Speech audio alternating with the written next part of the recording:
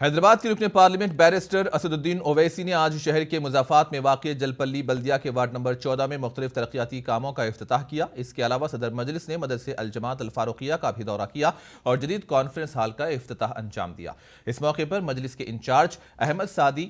جلپلی municipal کے chairman عبداللہ بن Ahmad Saadi, مقامی نمائندہ کونسلر محمد دستگیر کے علاوہ دیگر بھی موجود تھے۔ اس پرآشوب دور میں ضروری ہے کہ ہم اپنے دین سے اپنے رشتے کو مضبوط کریں، اور اس دور میں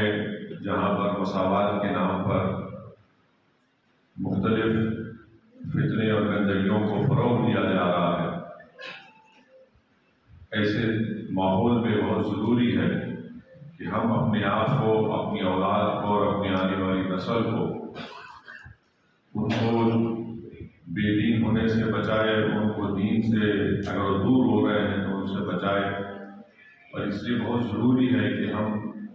ان مدرسوں کو مضبوط کریں، ان مدرسوں سے اپنے آپ کو، اپنے رشتے کو مضبوط رکھیں، ان مدرسوں کا تعاون کریں